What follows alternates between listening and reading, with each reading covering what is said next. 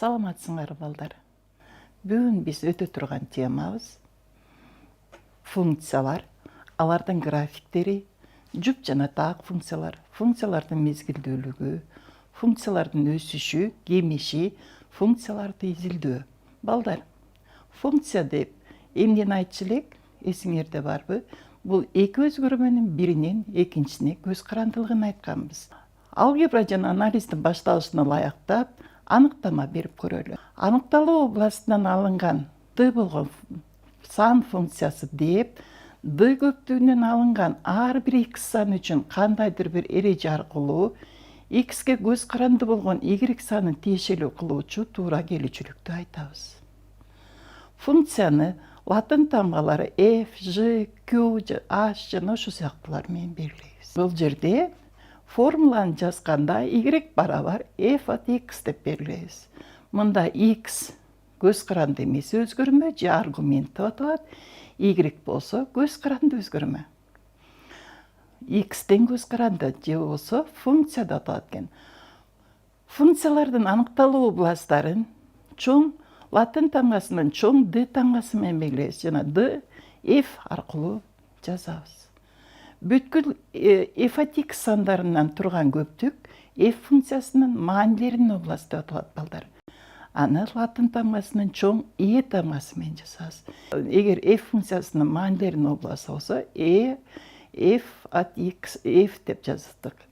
Эми функциялар көбүнчө бизде формула менен берилет балдар.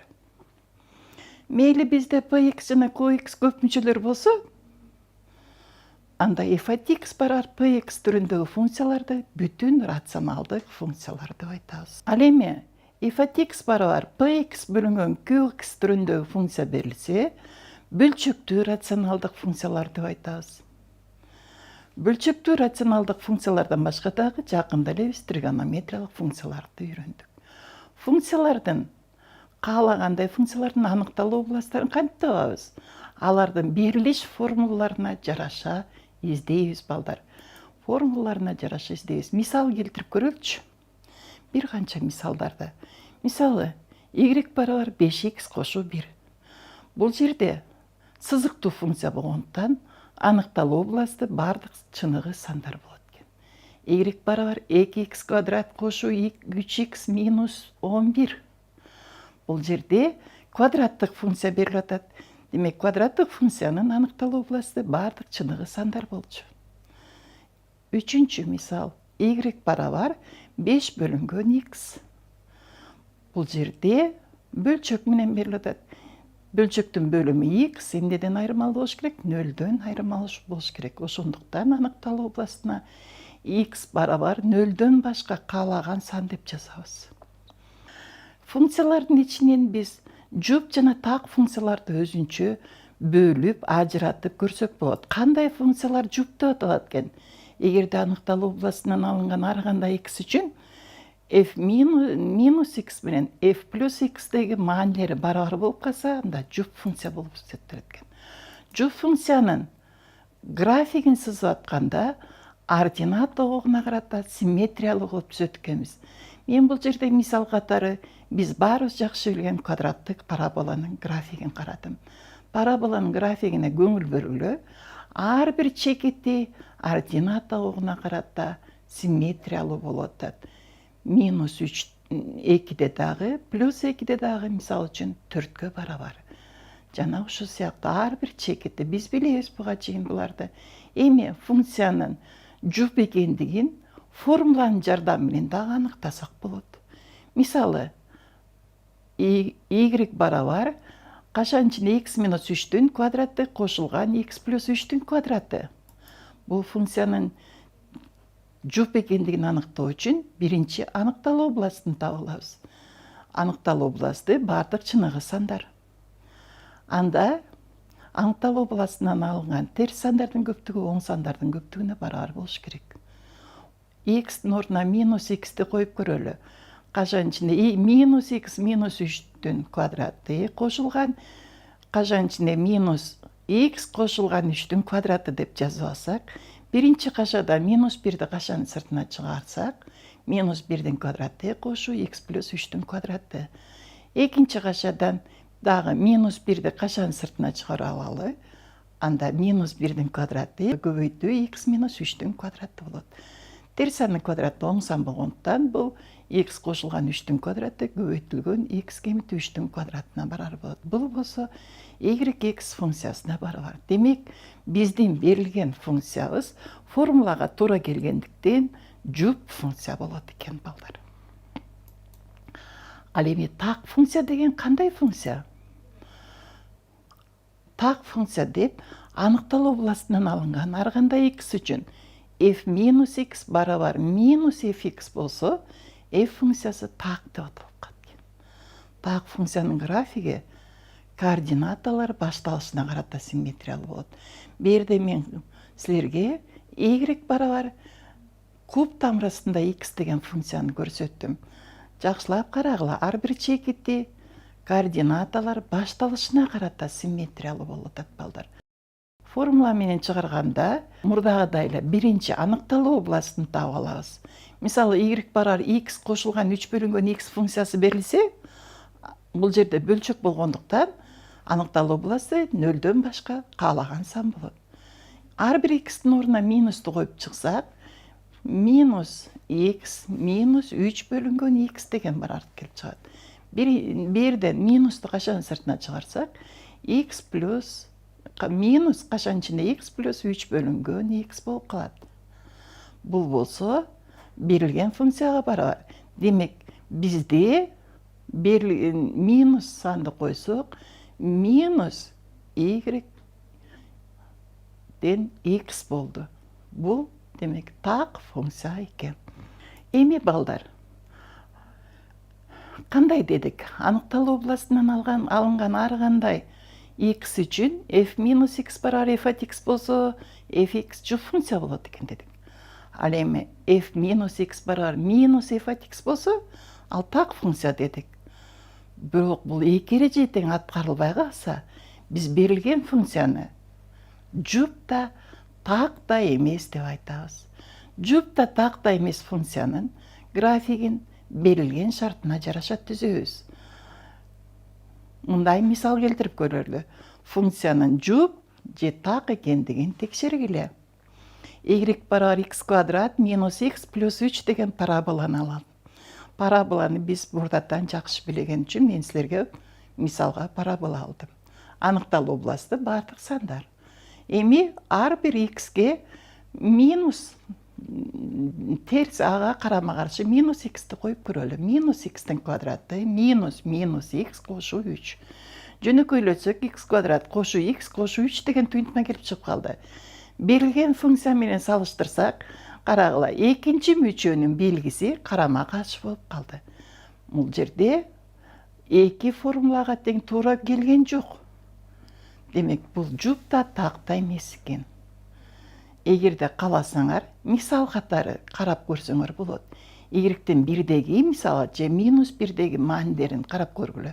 Эң оңой эсептелет. 1де Y канчага барар болот? 1де 3кө барабар.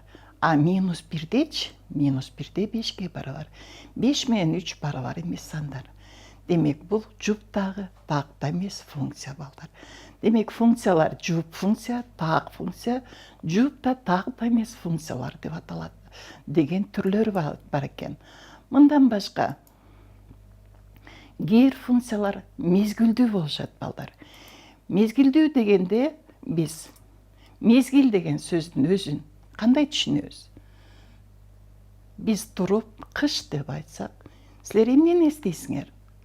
Кар, суук, Демек, кыш деген мезгилде суук болорун эстедик. Бул жакта функцияларда мезгил десе, ошол мезгилдин ичинде функция кайсы бир касиети кийинки мезгилде дагы кайталанат экен.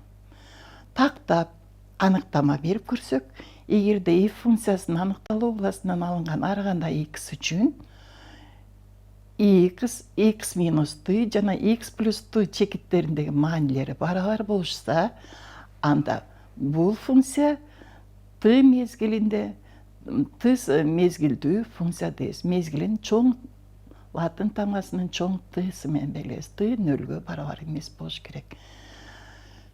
т мезгилдүү функциянын графигин түзүү үчүн т узунтук кесиндиде жүргүзөбүз да андан кийин алынган графикте ОХ огун бойлотто т аралыкка оңго же солго параллель көчүрүү менен алынат. Бизде мындай функциялар, мезгилдүү функциялар жакында эле үйрөндүк. Тригонометриялык мезгилдүү деп айтканбыз. Бу жерде косинус функциясынын графиги көрсөтүлгөн. Балдар, бардык функциялар эле мезгилдүү боло бербесин, эсиңерге сактап калгыла. Эми функциялардын өсүү жана кемүү жөнүндөгү түшүнүктөрүн берели. Берилген аралыкта аргументтин чоң маанисине функциянын чоң мааниси туура келсе, бул аралыкта функция өсүүчү болот. Өсүүчү функцияга мисал катары биз дагы эле жакшы билген квадраттык параболаны карайлы. Квадраттык параболанын графиги 0-дөн плюс x'ке чейин өсүүчү. Башкача айтканда, аргументтин чоң маанисине бул жерде функциянын чоң мааниси туура келет. 1 менен 2-ни салыштырсак, 1ге караганда 2 чоң. Функциянын 1деги мааниси 1, 2деги мааниси 4. 1ге караганда 4 чоң. Демек, бул аралыкта өсүүчү экен. Эми кайсы аралыкта кемүүчү болот? Берилген аралыкта аргументтин чоң маанисине функциянын тескерисинче кичине мааниси туура келип калса да кемүүчү болуп калат экен. Кемүүчү болгонун параболада кайсы жерде кемүүчү болот балдар? Минус чексизден 0ге чейинки аралыкта параболанын тармагы кемүүчү дегенбиз. Бул жерде эми мисал катары минус 2 менен минус 1 чекитти абсциссадан алсак, минус 2ге караганда минус 1 чоң, Эми минус 2деги мааниси функциянын 4кө барабар. Ал эми минус 1деги мааниси 1ге барабар.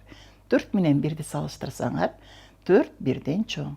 Демек, кичине мааниге функциянын кандай мааниси туура келип калат? Чоң мааниси туура келип калат. Мына ушундай шарттар аткарылса, ошол аралыкта функция кемүүчү болот экен. Функциянын өсүп кемип аткан жерлеринде функцияга тиешелүү абдан кызыктуу касиеттерге болгон чекиттер бар. Ал чекиттерди экстрем чекиттери деп айтабыз. Экстрем чекиттери максимум жана минимум чекиттеринен турат. Максимум чекити деп кандай чекитти айтабыз, балдар? Эгерде x0 чекитинин кандайдыр бир аймагында бардык x үчүн f от x кичине же барабар f от x нолевой барарсыздык аткарса, x0 чекити функциянын максимум чекити болот.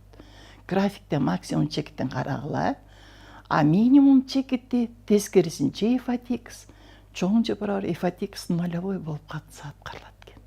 Демек, эң кичине чекит деп айтылат экен. Эң кичине мааниге болгон чекитин эмне деп айтат экенбиз? Минимум чекит деп айтат экенбиз. Максимум жана минимум чекиттерин экстремум чекиттер дейбиз. Функциянын нөлдөрү деген түшүнүк дагы бар, балдар. Функциянын нөлдөрүн табыш үчүн функциянын OX жана OY октору менен кесилишкен чекиттерин табабыз.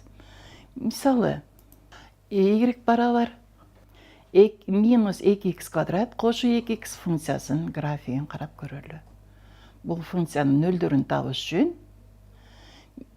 f от x барабар 0 теңдемесин, башкача айтканда, минус 2x квадрат кошулган 2x барабар 0 деген теңдемени чыгарабыз.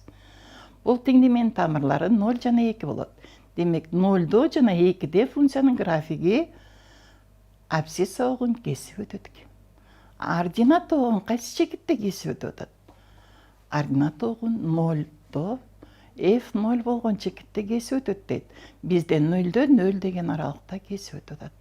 Мындан кандай жооптарды ала алабыз? 0-до 0 жана 0-до 2 чекиттеринде OX жана OY октору менен кесилишет деп айттык. Ошондо эмнени түшүндүк? Функциянын нөлү деген бул функция нөлгө айланган аргументтин мааниси экенин түшүндүк, балдар. Эми функциянын графиктерин түзүп атканда кантип өзгөртүп түзөбүз? Эгерде функциянын аргументине кайсы бир а саны кемитилип же кошулуп калса, анда графикте абсцисса боюнча модуль ичинде а бирдикке параллель көчүрөбүз. Биринчи сүрөттү карагыла, f от x функциясынын графиги бул үзүк сызыктар менен берилген. Ал эми f x кошулган a функциясынын графиги толук кара сызык менен оңго а бирде солду көздөй OX боюнча а бирдикке жылып атат. Экинчи, эгерде графиктеги функциянын аргументине эмес балдар, функциянын өзүнө м саны кошулса, анда функцияны кандай кылып түзөбүз? Бул жерде графикти ордината огу боюнча модуль ичинде m1 параллель көчүрөбүз. М оң сан болсо y огуна карата жогору жылабыз. М терс сан болсо y ог боюнча төмөн жылабыз. Мына жерде экинчи сүрөттү карагыла. Экинчи сүрөттө f от x плюс v дегенде v аралыкка оң сан болгондуктан жогору жылып атабыз. Үчүнчү сүрөт боюнча түшүнүк алалы. F от x менен ага карама каршы болгон минус f от x функцияларынын графигин кандай кылып түшүрөт экенбиз? Бул жерде берилген f от x функциясын абсцисса огуна карата симметриялуу чагылдырат экенбиз. Эми төртүнчү сүрөттө y барабар f kx аргумент k эсе көбөйтүлүп атат. Бул жерде k оң сан болсо жана бирден чоң болсо, абсцисса огуна карата k эсе чоюу менен алат экенбиз. К нөлдөн чоң бирок бирден кичине болуп калса, k эсе кысуу менен алабыз. Эгерде k'ны мына жерден экинчи сүрөттү карагыла. Экинчи сүрөттө биз минус f от x функциясынын графигин түзгөндү көрдүк. Ар бир жерде параболаныкын карап атабыз. Синус x функциясына y барабар минус синус x функциясынын графигин карап атабыз. Y барабар 2x функциясынын графигине y барабар минус 2x функциясынын графигин. Функциянын алдында экөө бири-бирине карама каршы болуп калса эмне кылат экенбиз? Абсцисса огуна карата симметриялуу жылдырат экенбиз. Ал эми ординатасы тескери болуп калса, анан минус ордината огуна карата симметриялуу жылдырабыз балдар. Бул жерде мисалды, биринчи мисалды карагыла. Y барабар 1,5 косинус x функциясын кантип түздүк? Биринчи косинус x функциясын алып алдык. Аны косинус x функциясын 1,5 эсе y огуна карата, абсцисса огуна карата чойдук. Анан ошол функциядан минус 2 дейт функциядан 2 санын кемитип атканда, биз 2,1 ордината боюнча төмөн түштүк. Мына ошентип түзүп алдык. Биз эми модуль белгисин камтыган функцияларды кантип өзгөртүп түзөбүз? Ошол жөнүндө бир аз түшүнөк силерге. Эгерде функция өзү модулдун ичинде болсо, y барабар модуль ичинде f от x болуп калса, биринчи f от x функциясын ox огунун үстүндө жаткан бөлүгүн өзүнчө сактап коет экенбиз. Экинчи, ox огунун төмөн жагында жаткан бөлүгүн ox огуна карата симметриялуу чагылдырып алат экенбиз. Ал эми y барабар f модуль ичинде x болуп калса, анда f от x'тин графигин x чоң же барабар 0 болгон учурда график сакталат экен. Ал эми x 0дөн кичине болгон болсо, сакталган графикти y огуна карата симметриялуу чагылдыруу менен алат экенбиз. Ошентип функциянын графиктерин өзгөртүп түзүүнүн бир канча жолун үйрөндүңөр балдар. Төмөнкү сүрөт боюнча функцияны окуп чыгалы. Биринчи, аныкталуу областын тапкылачы. Аныкталуу областы минус 7ден плюс 7ге чейин эле өзгөрөт экен. Маанилери минус 3дөн 5ге чейин өзгөрөт экен. Функциянын өсүү аралыгы кайсы жер экен? Балдар, өсүү аралыгын айтып атканда абсцисса огунан издейбиз. Минус 7ден минус 5ге чейин жана 1ден 5ге чейин өсөт экен. Кемүү аралыгын көрсөтөбүз. Минус 5ден баштап 1ге чейин жана 5ден 7ге чейин кемип атат, Графиктин OX огу менен кесилишкен чекиттерин тапкыла. Бул 0,5, андан кийин 3, анан 6 болуп атат, Графиктин OY огу менен кесилишкен чекитин тапкыла. 0дө канчада кесип атат? Минус 2де, 0дө минус 2де OY огун кесип атат. Эми максимум чекиттерин тапкыла. Эң жогорку чекиттер кайсылар? X максимум чекити -5 туура жана +5 минимум чекитичи 1. Функциянын максимум жана минимум чекиттерде функциянын маанилерин тапкыла. Максимум мааниси -5те канчага барар экен функция? 5ке барар туура. 5течи 3кө барабар. Ал эми минимум мааниси 1де канчага барар болуп атат? -3кө барар болуп атат. Мына ушинтип графикти карап туруп биз каалаган функцияны касиетин ачып окуй алат экенбиз. Эгерде касиеттери берсе, кайта график сыза алабыз. Функциянын негизги касиеттерин бардыгын тизмелеп, кандай болоорун карап чыксак, бул функцияны изилдөө деп айтылып калат экен. Демек, функцияны изилдөө үчүн этаптарында биринчи аныкталуу областы менен маанилеринин областын табат экенбиз. Экинчи жуптугун, тактыгын карайбыз.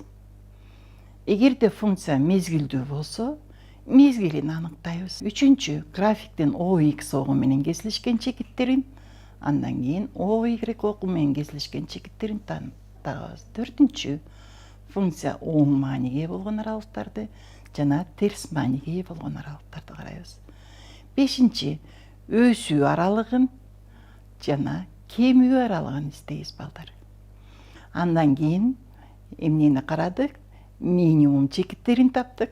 Андан кийин максимум чекиттерин таптык, Минимум жана максимум чекиттердеги функциянын маанилерин эсептедик.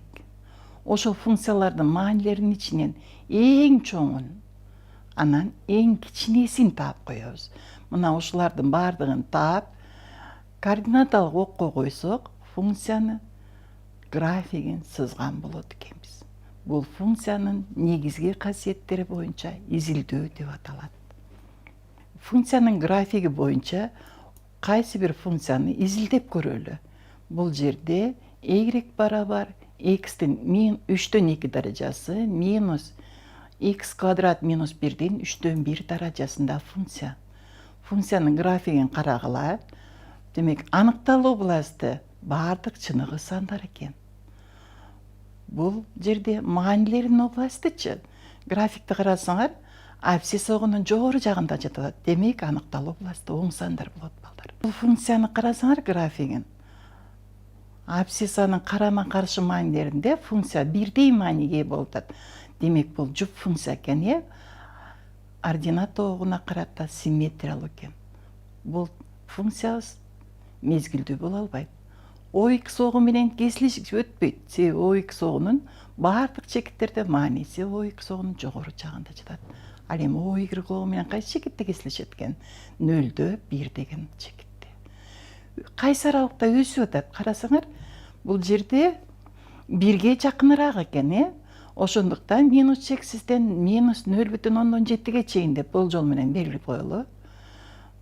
Ал эми экинчиси 0дөн 0,7ге чейин өсөт экен. Каерде кемип атат?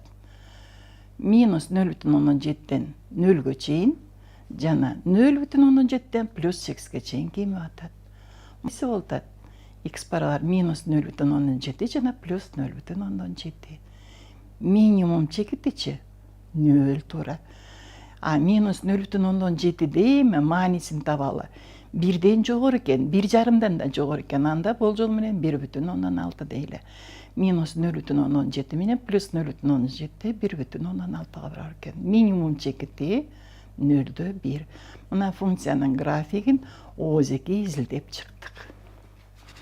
Балдар, ушинтип биз функцияга графикти изилдеп, функциянын ар кандай маанилерин, ар кандай учурлардын бардыгын бир сыйра окуп бүттүк. Бүгүнкү сабакка көңүл бурганыңарга чоң рахмат.